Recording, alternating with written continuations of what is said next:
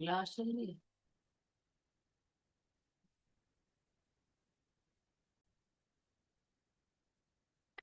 Hello friends. Swati here.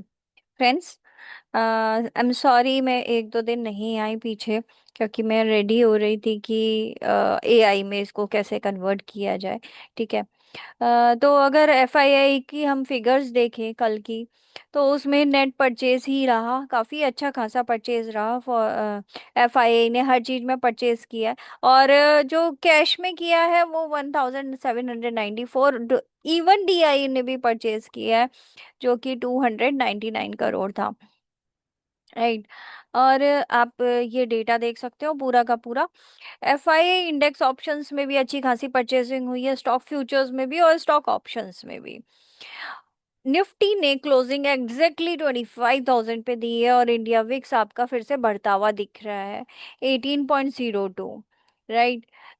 Sensex भी आपका exactly 82,180 के पास ही क्लोज हुआ है, जो कि रिजेक्शन का लेवल है। एक 25,000 निफ्टी का जो है 25,000 का था, जो हमारा पहले से चला आ रहा है।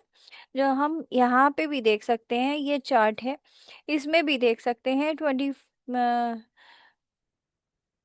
ये निफ्टी का चार्ट है, यहाँ पे एग्जैक्टली 25,000 पे है। और इस तरीके से रिएक्ट कर रहा है मार्केट। हमारी जो ब्लैक लाइन है, ये हमारी रिजेक्शन की लाइन है। ये यहाँ पे एक अभी फिलहाल सपोर्ट की लाइन बनी हुई है, जो कि 24,889, यानी कि 24,880 से लेकर 90 के बीच में है। तो एक सपोर्ट है छोटा सा। अगर ये टूटता है तो फिर से हम 24,400 के लेवल तक जा सकते हैं, जो कि रेड लाइन दिख रही है। राइट। ये हमने पहले से ही बना रखी है, और बोला था कि इसके ऊपर ही अगर सस्टेन करता है, 10-15 दिन कंसोलिडेट करता है, तो ही हम अपसाइड के लिए जा सकते हैं। तो ऑलमोस्ट काफी टाइम हो गया है। और पहले हम डेटास देख लेते हैं। निफ्टी डेली की जो है एनालिसिस अगर हम किया जाए, तो जो सपोर्ट लेवल है वो 24,400, और ऊपर की साइड अगर हम देखें रेजिस्टेंस, तो 25,200 का है। नेक्स्ट रेजिस्टेंस 25,250 का है। और निफ्टी में जो आरएसआई इंडिकेटर है वो थोड़ा सा बियरिश कंडीशन ही दिखा रहा है। जैसे कि हम इसमें बात कर सकते हैं, बैंक निफ्टी भी आपका बियरिश है। बैंक निफ्टी पहले बियरिश होगा और निफ्टी बाद में। तो फिलहाल ये तो एम पैटर्न में दिखा रहा है, क्योंकि काफी कंसोलिडेशन चल रहा है और इसके ऊपर जाना नहीं चाह रहा है ये। राइट। अभी 55,580 पे है। तो देखते हैं। निफ्टी फ्यूचर्स अगर बात करें हम, फ्यूचर्स अभी 25,000 10-20 पॉइंट्स अप में ही चल रहे हैं, बिकॉज ऑफ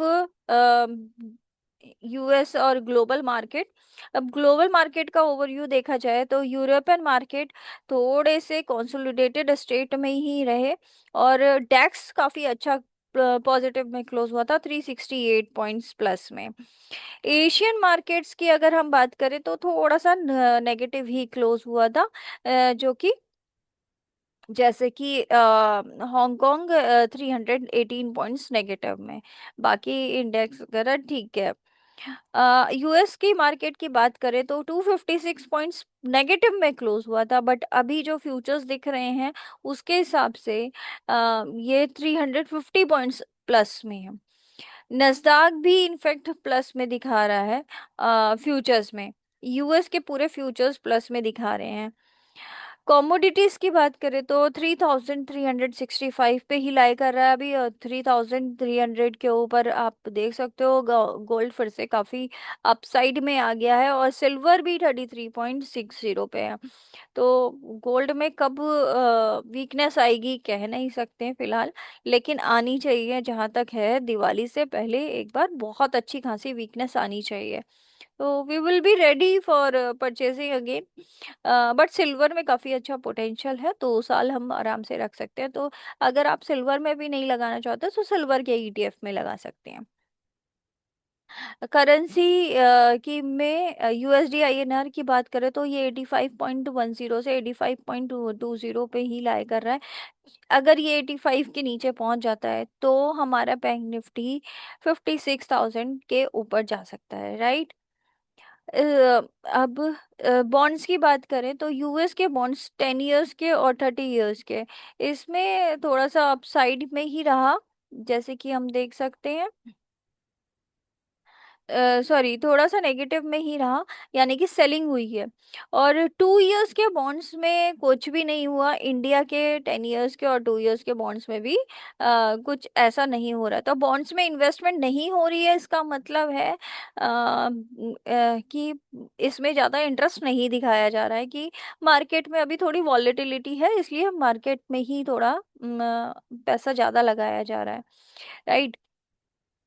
बैंक निफ्टी की अगर हम कंसोलिडेटेड स्टेट में बोलें, कंसोलिडेशन करें, समराइज करें इसको, तो बैंक निफ्टी जो है वो थोड़ा डाउनवर्ड स्लोपिंग चैनल में है, और इसका सपोर्ट है 53,000 और 53,500। सेंसेक्स का है 82,500 और सपोर्ट लेवल है 80,000 का।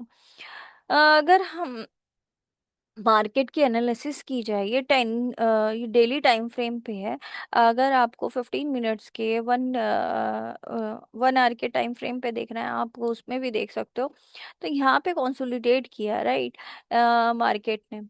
ये 25,980 से लेकर 25,020 तक के लेवल पे, जब तक ये 20 के ऊपर नहीं निकलता है 15 मिनट्स के टाइम फ्रेम पे, तब तक हम बहुत ज्यादा अपसाइड में नहीं जा सकते। अपसाइड में आपको लेवल मैंने ऑलरेडी बता चुके, 25,250 का मैक्सिमम लेवल है, जब तक वो 25,080 पार ना कर दे, राइट। ये 15 मिनट्स का टाइम फ्रेम है। अगर हम इसको 1 घंटे के टाइम फ्रेम पे देखेंगे तो आपको और क्लियरिटी होगी। आप यहाँ पे भी एम पैटर्न बन रहा है, बट डिपेंड करता है, ये 24,000 का यहाँ पे सपोर्ट है 1 आवर पे, 24,400 का, राइट। एग्जैक्टली सपोर्ट वहीं पर है, और यहाँ तक तो आना चाहिए जहाँ तक है, क्योंकि एम पैटर्न में डबल टॉप बना दिया है और यहाँ पे कंसोलिडेट कर रहा है। तो कंसोलिडेशन के लिए तो नहीं कह सकते हम कब तक चलेगा, डिपेंड्स, राइट। थोड़ा सा न्यूज़ नेगेटिव है, और प्लीज़ आप लोग अपनी केयर करिए। कोविड फिर से आ रहा है, and covid is like, we can say covid is coming back with strong strengths. तो जो भी कम बैक होता है वो काफ़ी पावरफुल पावरफुल होकर आता है। तो प्लीज़ आप अपनी केयर करिएगा। हालांकि लॉकडाउन लगने के चांसेस तो नहीं है इस बार, बट फिर भी you have to take care of your self, ठीक है। बैंक निफ्टी की बात करें तो बैंक निफ्टी में 1 घंटे के टाइम फ्रेम पे कंसोलिडेशन काफ़ी अच्छा खासा चल रहा है। ये 55,600 के ऊपर नहीं जा पा रहा है। और डेली टाइम फ्रेम पे,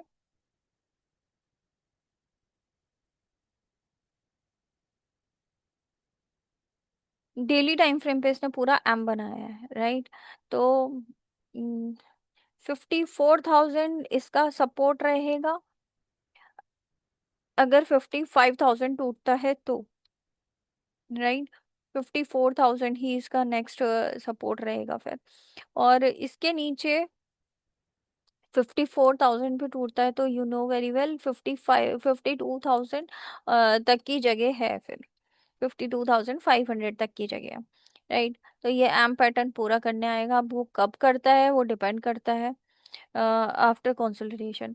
यहाँ इंडिया विक्स भी आप देख सकते हो, हमने यही बात करी थी कि जब तक 18 के ऊपर, और ये इसमें डब्लू पैटर्न बन रहा है, तो ये 18 के ऊपर 22 तक जा सकता है।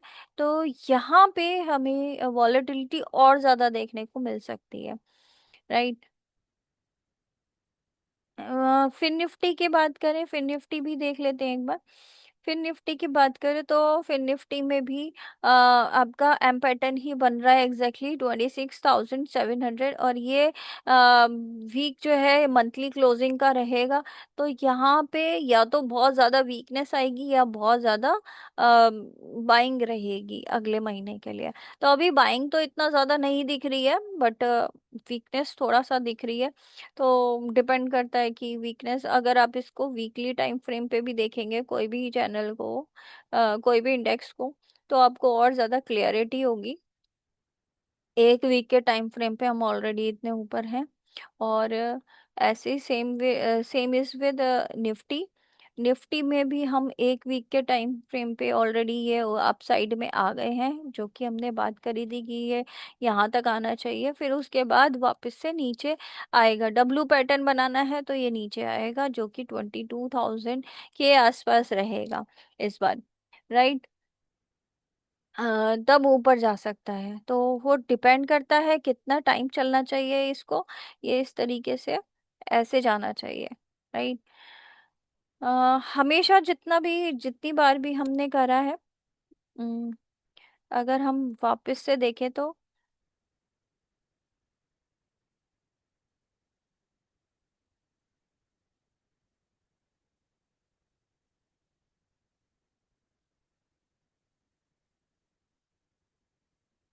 पीछे भी देखें, कहीं पे भी देखें तो डब्लू पैटर्न बना के ही ऊपर जाता है ये।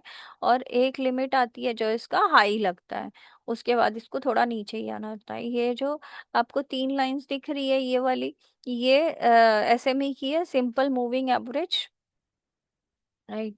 इसमें आप इंडिकेटर्स ले सकते हो, ये ट्रेडिंग व्यू का चार्ट है। और ऐसे ही आप कोई सा भी चार्ट ले सकते हो, ट्रेडिंग व्यू में जाके ऐसे में लगा दीजिए सिंपल मूविंग एवरेज।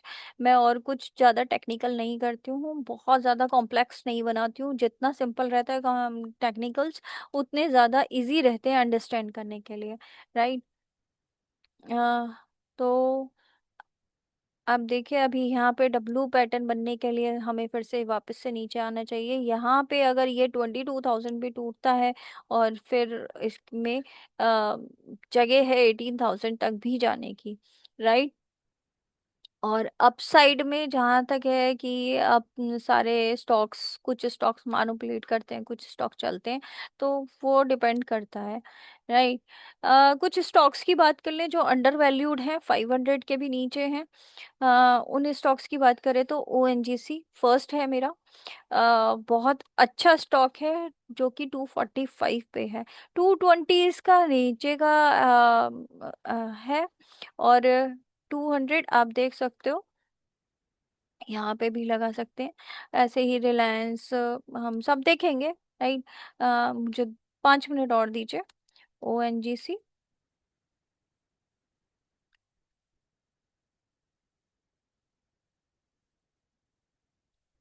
ओएनजीसी का चार्ट है।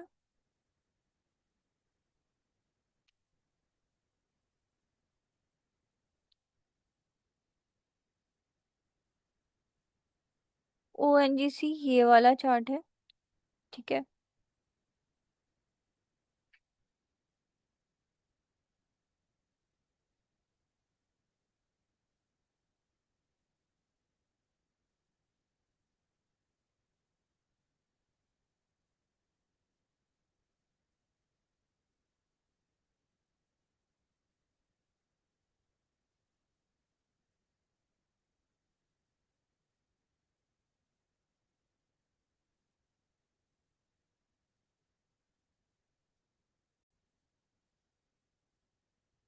तो ये ओएनजीसी का चार्ट है। ओएनजीसी के चार्ट में यहाँ अप साइड में एक बार जाना चाहिए, जो कि 320 और 30 के बीच में रहेगा।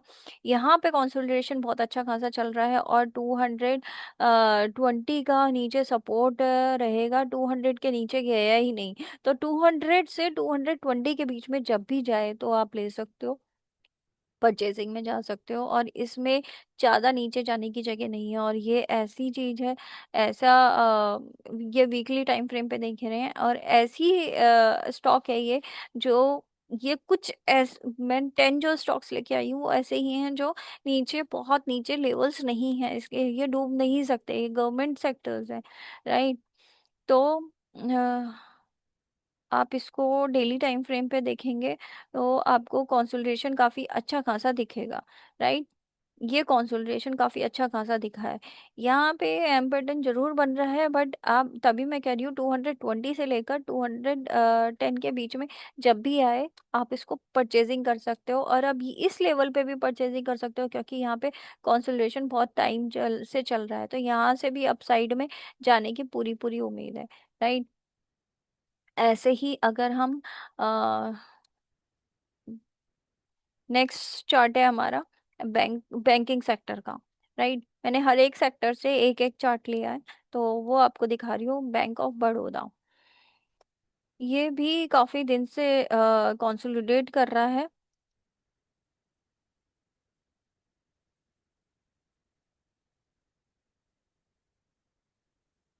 इसका चार्ट देखा जाए तो इसमें भी डब्लू पैटर्न बनता हुआ दिख रहा है, राइट। यहाँ पे अगर इसको एक लाइन बना दी जाए तो ये एक सपोर्ट लेते हुए ऊपर जा सकती है, जो कि 260 और फिर 300 के अपसाइड भी जा सकती है। इसको भी अगर वीकली टाइम फ्रेम पे देखें, वीकली टाइम फ्रेम पे भी इसमें अपसाइड में ही मूवमेंट लेता हुआ दिख रहा है, राइट। नेक्स्ट है हमारा बैंक ऑफ बड़ौदा का करंट प्राइस ये है। बाकी आपको फंडामेंटल्स देखने हैं और देखना है, आपको यील्ड वगैरह देखनी है, क्वालिटी देखनी है, तो आप टिcker टेप वगैरह पे डिटेल में जाके देख सकते हो। मैंने कहाँ कहाँ से क्या डेटा उठाया है वो भी मैंने आपके सामने रिप्रेजेंट कर दिया है, जिससे कि आपको ऑथेंटिकेशन पता चले, राइट। नेक्स्ट है गेल इंडिया, ये भी पीएसयू स्टॉक्स है, पीएसयू स्टॉक है। और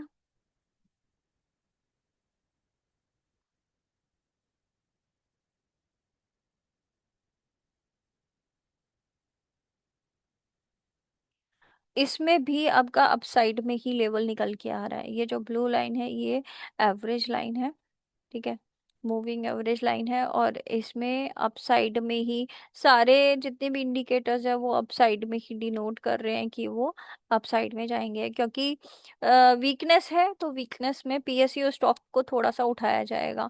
आईटी में मुझे और कोई ऐसा दिखा नहीं है, तो इसीलिए मैंने को विप्रो ही निकला, जो कि बहुत टाइम से कंसोलिडेट कर रहा है, और ना ज्यादा बहुत ज्यादा नीचे गिरा है, ऑलरेडी नीचे के लेवल पे ही है, जो कि 250 के लेवल पे है। यहाँ पे 320 और 30 तक जा सकता है ये, राइट। इसमें भी डब्लू पैटर्न बन रहा है। नेक्स्ट स्टॉक है आपका स्टील में टाटा स्टील। स्टील में तो टाटा स्टील के अलावा और किसी को देख ही नहीं सकते, राइट। इसमें भी सेम ही सिमिलर ही पैटर्न बन रहा है। ये टाइम है कि आपको थोड़े थोड़े स्टॉक्स परचेज करने चाहिए, क्योंकि और किसी में इतना ज़्यादा पैसा डालने की ज़रूरत नहीं है। अभी कहीं पे भी रिस्क फ्री तो कुछ भी नहीं है, ये भी रिस्क फ्री नहीं है, बट हाँ फिर भी हम कम कर सकते हैं रिस्क को। ये भी अपना डब्लू पैटर्न पूरा कर चुका है, यहाँ पे 160 के ऊपर लाई कर रहा है। जब तक 160 के ऊपर है ये बहुत अच्छा है। पावर सेक्टर में टाटा पावर ले लीजिए, या अदानी पावर, या कोई भी आपका जो मन करे वो ले लीजिए। पावर सेक्टर में पावर सेक्टर आपको अच्छा खासा मिलेगा। पावर ग्रिड भी ठीक चल रहा है, बट फिर भी अ, टाटा पावर और पावर ग्रिड दोनों देख लेते हैं, दोनों के चार्ट देखते हैं। जो आपको सही लगे आप वो ले सकते हो। टाटा पावर 400 के लेवल पे है, और अगर आपको पावर ग्रिड देखनी है वो थोड़ा और नीचे के लेवल पे है,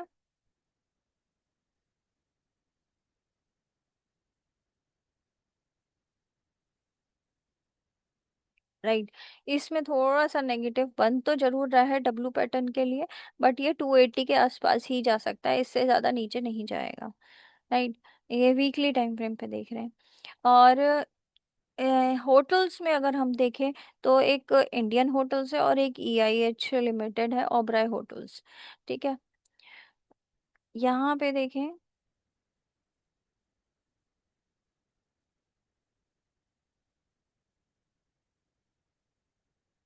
EIH होटल्स लिमिटेड, इसमें थोड़ा सा पॉजिटिव मूवमेंट इसीलिए है क्योंकि ये एक तो आपका नीचे के लेवल पे ही है, काफी टाइम से ये इसी लेवल पे 300 से लेकर 380 तक के लेवल पे। तो यहाँ पे एक बहुत अच्छा खासा अपसाइड मूवमेंट हो सकता है क्योंकि डबल टॉप ऑलरेडी बना चुका है और अप डबल बॉटम ऑलरेडी बना चुका है, और ये अपसाइड में 400 के ऊपर निकलता है तो यहाँ पे ब्रेकआउट हम काउंट कर सकते हैं, जो कि 450 रुपये तक जा सकता है।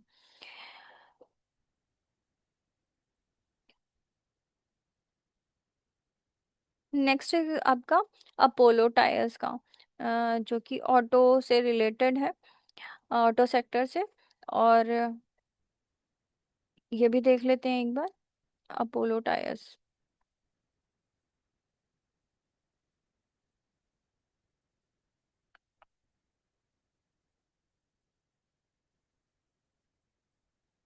यहाँ पे भी हमें अपसाइड मूवमेंट दिख रहा है, डब्लू पैटर्न। ये थोड़ा सा रह गया है लेकिन यहाँ पे कंसोलिडेट चलना चाहिए, राइट। ये बहुत ज़्यादा, हाँ, कह सकते हैं ऑटो सेक्टर में मुझे यही थोड़ा सा एक चार्ट ठीक लगा, अदरवाइज और चार्ट तो और भी खराब है। अ, इसके फंडामेंटल्स भी अच्छे हैं।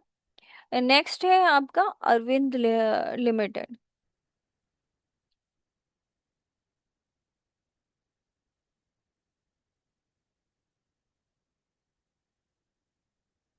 इसमें डबल बॉटम जरूर बना है, यहाँ पे अप साइड में मूवमेंट ले सकता है ये 354 पे है। 350 और 354 के बीच में जब भी आपको बाय करने का मौका मिले आप इसमें बाय कर सकते हो, और ये 380 तक तो आराम से जा सकता है, 380 से 90 तक के लेवल पे।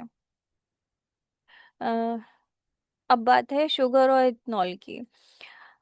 डेली दालमिया भारत शुगर, ये बहुत अच्छा स्टॉक है और मुझे बहुत अच्छा लगता है, इसके चार्ट हमेशा मोटिवेट करते हैं।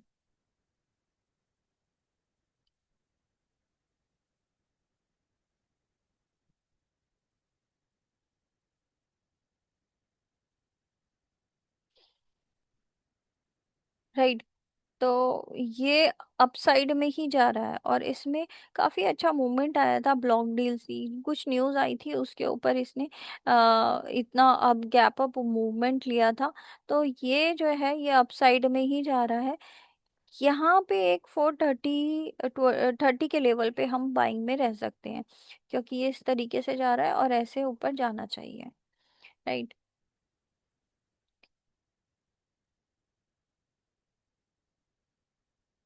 एक फार्म रिलायंस अभी देख लेते हैं, और ITC, हमारे सबसे पेट स्टॉक्स, राइट।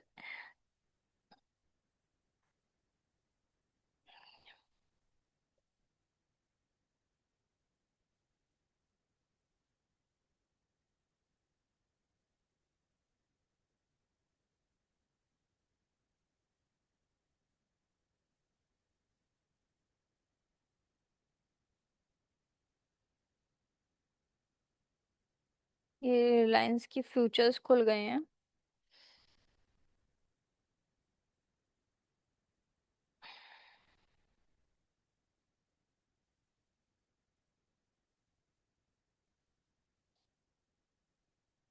1434 पे रिलायंस अभी, जब तक 1420 के ऊपर है अच्छा है। इसके बाद यहाँ पे मैनिपुलेशन में जाएगा तो ये ही नीचे की साइड वापस से जा सकता है, राइट।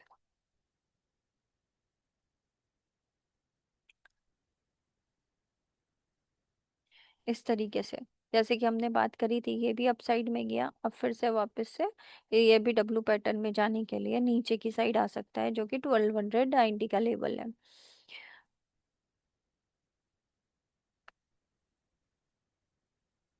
नेक्स्ट है ITC।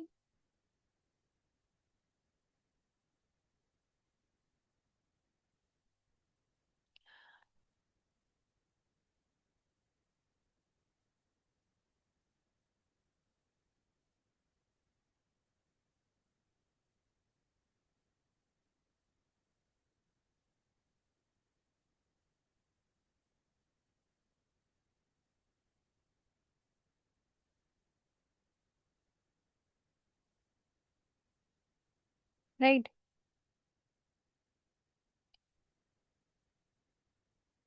तो ये भी 440 के ऊपर जब तक है थोड़ा सा ठीक है।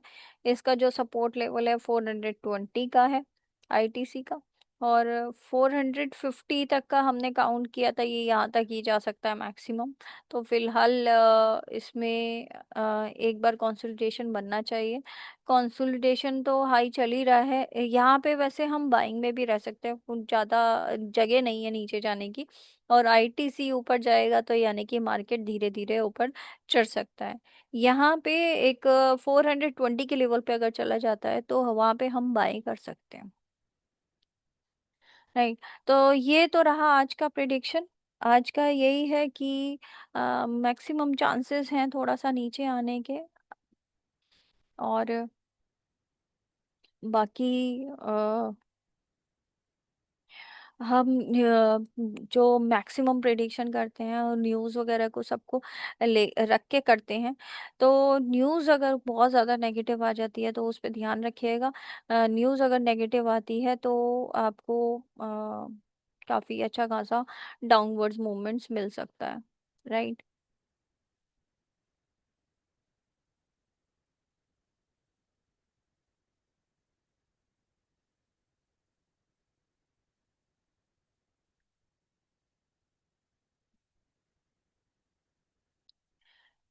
तो आज के लिए देखते हैं आज ये किस साइड में मूवमेंट लेता है। निफ्टी थोड़ा सा नेगेटिव ही लग रहा है, बैंक निफ्टी उससे ज़्यादा नेगेटिव है।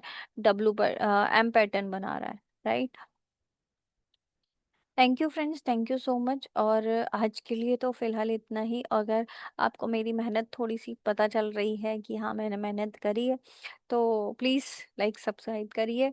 और कमेंट करके बताइए अगर मैं कुछ गलती कर रही हूँ तो, या मैं कुछ ऐड कर सकती हूँ तो उसके लिए भी आप कमेंट कर सकते हो।